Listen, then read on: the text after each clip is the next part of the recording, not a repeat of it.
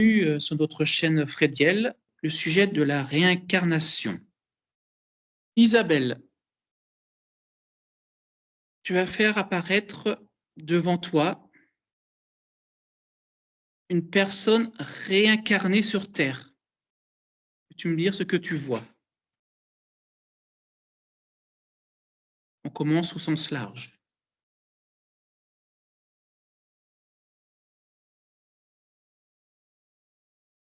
Je vois un homme devant moi. Il a comme s'il avait, quand il est venu sur moi, c'est comme s'il y avait plusieurs personnes qui étaient venues devant moi. Il y a la personne et derrière, il y a comme des échos de lui-même, en fait, qui sont derrière lui.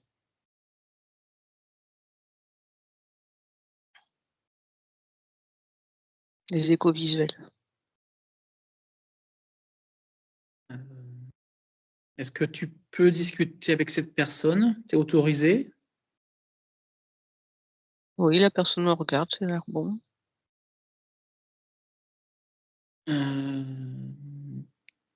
Est-ce qu'elle veut bien te parler de ses vies antérieures?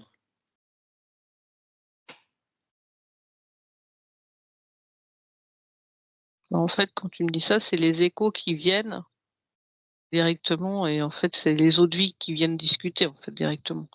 C'est pas la personne qui raconte ses vies antérieures, c'est les autres vies antérieures qui viennent. Donc ça veut dire que c'est une énergie qui vient discuter? Qu'est-ce que tu appelles un écho exactement? C'est comme si j'avais la personne de la vie antérieure qui venait, en fait. J'ai plusieurs personnes devant moi, sauf que les autres, comme elles sont anciennes, elles sont un peu comme un fantôme, en fait. Elles sont un peu translucides, quoi. Ok, Elles sont très pas bien. aussi nettes que la première personne qui est venue. D'ailleurs, j'en vois une, c'est celle-là qui ressort le plus d'ailleurs quand tu me de vie antérieure, de discuter de ses vies antérieures, c'est un cow-boy, en fait. C'est même un shérif d'ailleurs. Un cow-boy, c'est un shérif. Très bien. Ouais. Est-ce que tu peux demander donc à la personne qui est devant toi Le si elle a shérif ou la personne non, aujourd'hui? la personne d'aujourd'hui, si dans ses réincarnations, elle a vécu autre chose que d'être un être humain? Alors quand tu me dis ça, j'ai une image qui est apparue, mais elle a disparu tout de suite. J'ai pas eu le temps de l'attraper. Ça ressemblait un peu à un animal, mais je connaissais pas cet animal. C'était plutôt une vie un peu comme un amphibien. C'était comme si c'était sur une autre planète. J'ai pas l'impression que c'était un être de cette planète ici, de notre planète, en fait.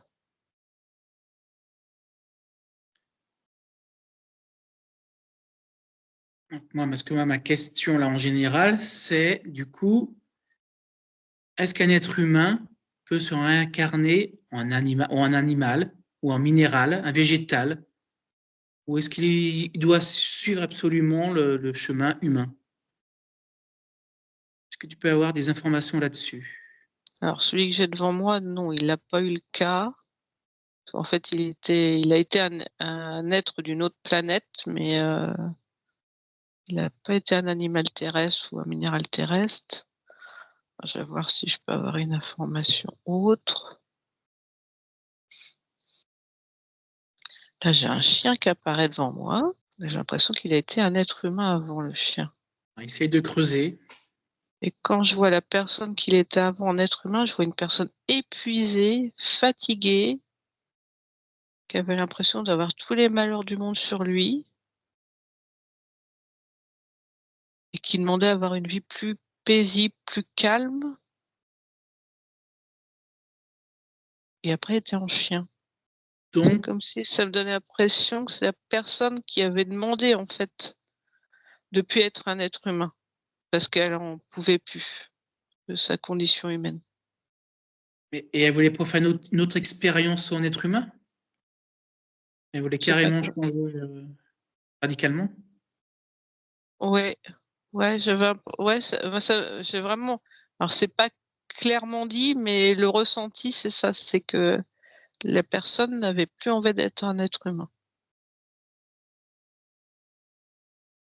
Tu peux essayer de voir s'il y a d'autres cas pareils où un être humain peut revenir en animal. Alors là, j'ai une tortue qui arrive. Alors, je vois une femme avant. Pas juste avant. Premier, il a été plusieurs animaux avant la tortue. C'était une femme. Ah, et puis en plus, les animaux, c'est un chien peut pas revenir en chien, il peut revenir, il peut avoir été J'ai un pas chat. entendu ce que tu as dit. En plus, tu parles par exemple le Je chien, t'entends pas. le chien, Oui. tu m'entends? Oui, Avant, là, c'est bon. il a pu être un chat, une tortue, une souris. Alors là, sur le cas du chien, non, c'était l'être humain était directement parti en chien. Mais là, sur le coup de la tortue, moi, je vois une grenouille avant la tortue, quoi. Ah, c'est intéressant tout ça, oui. Parce Et que moi, avant la grenouille, je vois une femme, mais une femme qui, ouais, l'impression qu'il se fiche de tout, quoi, sa vie, son corps, tout lui est égal, en fait. C'est pas qu'elle est pas contente de son immédiat, mais elle se fiche de tout. Elle se fiche de tout le monde. Elle vit comme les choses viennent. Elle se pose pas de questions du tout. et alors du coup, avec cette tortue et la femme, est-ce que c'est vraiment une réincarnation ou c'est une partie d'incarnation qui va vers autre chose? Est-ce qu'il y a toujours une partie qui reste toujours humain et une autre partie, justement, bah, qui peut aller vers les animaux, les minéraux? Alors, je vais me concentrer sur cette femme-là, dans ces cas-là. En fait, ce que je vois de cette femme-là, c'est qu'elle a été mise en grenouille après, mais en même temps, elle est restée une âme volatile, hors d'un corps, qu'elle puisse et vivre sa vie de grenouille et pouvoir voir sa vie de grenouille de l'extérieur sans pouvoir l'impacter. C'est très bizarre. Comme si elle devait apprendre quelque chose de la grenouille et après de la tortue. Donc elle devient une partie fantôme alors aussi. Oui, c'est ça. Euh, c'est comme un peu un être supérieur de l'animal, quoi. Nous, on a nos êtres supérieurs, mais à première vue, l'animal aurait un être supérieur comme un ange gardien. Elle viendrait la grenouille et l'ange gardien de la grenouille, ouais. Et pareil pour la tortue.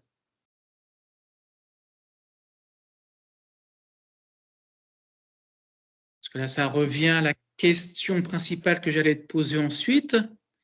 C'est peut-il exister à la fois une personne réincarnée dans un corps humain et à la fois dans un fantôme? Est-ce que cela est possible?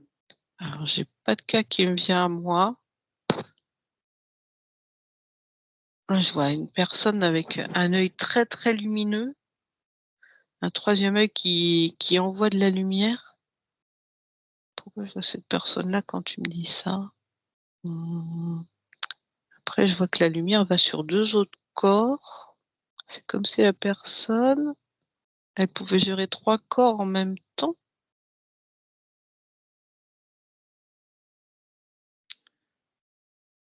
Et si tu essayes d'aller voir un fantôme, une âme errante, est-ce que tu peux en voir une? Te connecter avec? Hum, Ouais, vas-y.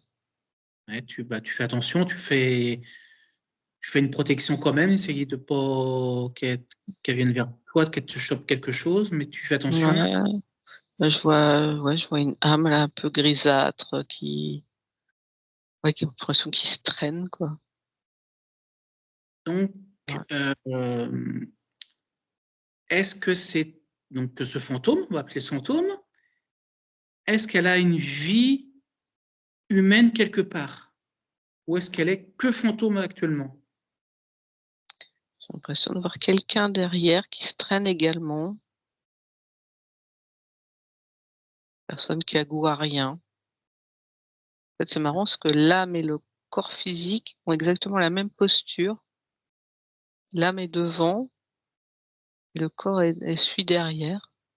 Ils sont ensemble, mais pas ensemble, en fait. Ils sont déconnectés physiquement. L'âme est pas dans le corps, l'âme est devant. Et l'âme, elle peut vivre, et le corps peut vivre sans l'âme? Ah ouais, mais c'est une épave, hein. Le corps, c'est une épave, là. Se traîne, je vois une personne qui se traîne, quoi, complètement recourbée, qui regarde ses pieds. Mais elle vit quand même, c'est une personne vivante, Ouais, qui, elle vit, mais elle a envie de rien, quoi. qui mange, qui boit. Oui, les instincts primaires sont là, mais c'est tout au minimum, quoi. Euh, Donc, du coup, ce fantôme-là, il a bien une partie incarnée quand même, le fantôme que tu as été voir. Bah, ils sont reliés quelque part, ils ont un lien, et ouais, ils ont un lien entre eux parce qu'ils sont pas loin l'un de l'autre, mais ça s'arrête là, quoi. Il y a pas C'est comme ouais, c'est l'âme est en dehors du corps. Elle est pas dans le corps, elle est juste à côté, quoi. Donc, question plus générale, comment qu'on devient un fantôme? Qu'est-ce qui fait qu'une personne devient fantôme? Alors là, moi, je vois un gros choc. Là, je vois quelqu'un qui a un gros accident de la route, là, et dans le choc, c'est comme si, le fait de choquer, là, comme ça, le corps physique avançait, l'âme se sortait du corps. Ouais, là, ouais, on me parle de choc, en fait, ouais. Il y a eu un choc, et ça me dit que ça peut être aussi un choc émotionnel. Il faut qu'il y ait un choc, en fait, que le corps physique soit soumis à un gros choc, ou émotionnel ou physique pour que ça arrive. Donc, on devient fantôme après un choc. Ouais, voilà. Ouais, moi j'ai le mot sortie de corps qui me vient. Et pourquoi l'âme, une fois qu'elle est sortie de son corps, retourne pas aussitôt dans le corps ou monte au ciel? Qu'est-ce qui l'en empêche? Bah, le corps physique est encore vivant, donc elle reste. Mais le choc a été tellement violent qu'il y a quelque chose qui s'est brisé en la personne et dans l'âme, qui fait qu'ils n'arrivent pas à se remettre dedans, quoi. Après, moi, je vois quelque chose d'extérieur. Alors, je sais pas si c'est peut-être une autre âme ou un être supérieur qui essaie d'envoyer de la lumière sur l'âme et sur le corps pour les remettre ensemble, pour les aider à se reconnecter l'un à l'autre. Et ça a l'air très, très compliqué. Ouais, c'est intéressant tout ça, oui. Donc là, tu vas remonter, avoir une vue d'ensemble sur la planète et tu vas essayer de voir s'il y a beaucoup de fantômes sur Terre. Essaye d'avoir un marqueur sur eux qui t'indique où est-ce qu'ils sont. Ouais, il y en a beaucoup et c'est principalement dans les pays très développés industriellement. Les pays où il y a moins d'habitations, que les villes sont moins grosses, il y en a moins, en fait. Ouais. Dans les grosses mégalopoles. Ouais, puis les pays, ouais, vraiment, c'est vraiment l'Europe, les États-Unis, là, j'en vois plein, quoi. Et c'est dû à quoi? La culture?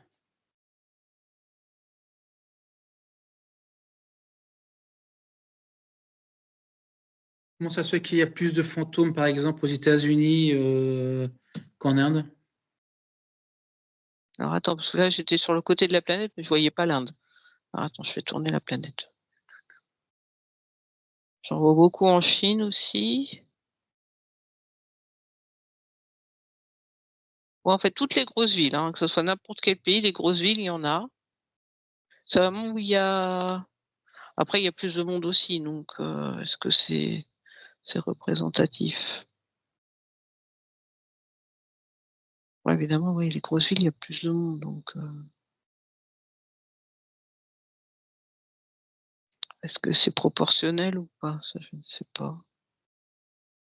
Et alors, tu les vois comment? Tu les vois où? Elles volent sur les maisons, elles se baladent Non, non, elles sont attachées au corps, elles sont autour du corps de la personne, hein. tout le temps, ouais. Donc, Mais elles sont devant, toujours devant, elles sont jamais derrière, elles sont toujours devant. mais quand on parle de maison hantée, qu'il y a des fantômes, du coup, c'est quoi comme phénomène? Alors, du coup, là, les fantômes, c'est pas la même chose? Ah non, ça c'est autre chose. Est-ce que tu peux aller voir un fantôme dans une maison hantée? Dans une maison tout court. Essaye d'y aller voir une maison qui a une petite âme qui y habite. Alors là, je vois une âme qui est montée au ciel et qui est redescendue et qui au lieu de s'incarner dans un corps, s'incarner dans la maison. Mais il y a de la colère. Elle a forcé les choses, elle a cassé le rythme de quelque chose, elle est venue se mettre là. Dans la maison, ça veut C'est dire quoi? Qu'elle est dans les murs? Ouais, elle est la maison en fait, elle est partout dans la maison. Et est-ce qu'il est possible de la voir en tant que fantôme? Des formes fantomatiques, ressentir voir une forme. Est-ce que c'est possible ou elle est vraiment dans la matière? Bah, énergétiquement, oui, elle peut se ouais, c'est plutôt dans les murs quand même, hein. Moi, j'ai l'impression que c'est la maison, que la maison est vivante en fait. C'est plus je vois plus de l'énergie, des ondes je vois des ondes d'énergie dans la maison, en fait. Mais non, je vois pas vraiment un fantôme comme, on voit à la télé là dans les films, non, je vois pas ça. Et est-ce que tu arrives à voir s'il y a beaucoup de maisons avec des fantômes dedans, dans les murs, en France? Ah, juste faut voir en France. Tu vois, là. Moi, ça me dit qu'il y en a pas beaucoup. Et c'est quoi comme type de maison? C'est des maisons type spéciales ou peu importe? Maison neuve, ancienne maison? Non, non, je vois pas. Là, je voyais une maison années 70, 80 quoi, donc un truc, pas si ancien que ça. Heu, non, il y a pas non, ça peut même être sur juste là, un appartement, dans les murs de l'appartement, pas l'immeuble complet. C'est Et vraiment lié à enfin, ouais, c'est lié à l'endroit où habitait la personne avant, enfin, que la personne veut revenir, quoi. Mais ouais, c'est par rapport à un lieu d'habitation, quoi. et elle peut pas aller dans un autre endroit, dans une autre maison. C'est vraiment la maison où elle habitait. Non, c'est pas la maison où elle habitait, c'est la maison qu'elle veut aller. C'est sur la maison contre laquelle ou l'habitation contre laquelle elle a de la colère. Ah, donc c'est différent, ouais. Donc c'est pas obligatoirement la maison où elle a vécu. Non, là, je vois une personne, une âme, là, elle est sur un appartement, mais elle a jamais vécu dans l'appartement. Par contre, elle est passée dans l'appartement, elle a vécu des choses dans l'appartement, mais c'était pas son lieu d'habitation à cette personne. Mais elle y a vécu des choses, qui l'ont mis en colère. Et est-ce qu'un fantôme peut retourner vers la lumière, remonter au ciel?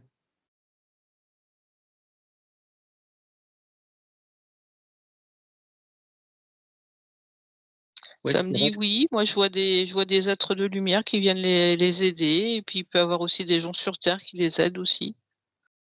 Oui, oui, c'est possible. Et c'est quoi les conditions qu'il faut pour remonter au ciel? Faut qu'elle soit prête, il y a quelque chose à faire?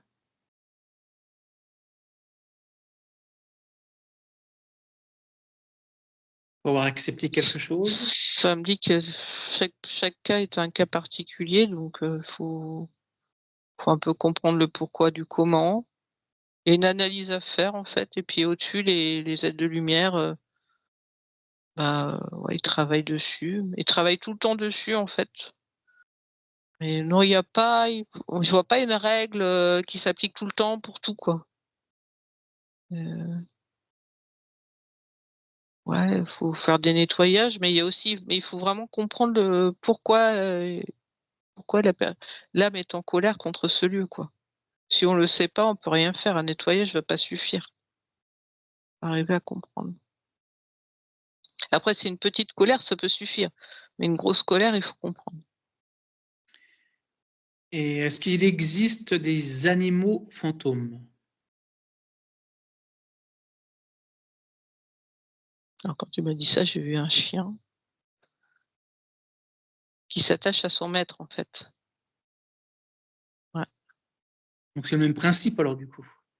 Ouais, mais là, c'est parce qu'il veut pas aller vivre autre part. Là, c'est pas de la colère, c'est vraiment, le chien qui est trop attaché à l'humain, en fait. Et qui arrive pas à partir qui a envie de rester avec l'humain, en fait. Il veut pas se réincarner encore, il est pas prêt. Il veut encore rester avec l'humain. Et Il si a son maître, l'impression qu'il a encore des choses à apporter à l'humain. et si son maître il meurt? Bah là, dans ces cas-là, il se réincarne.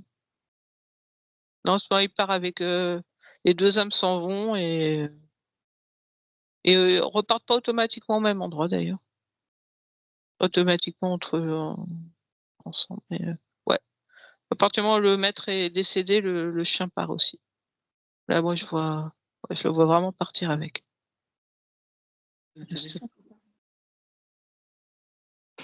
Voilà, puis merci pour cette intervention.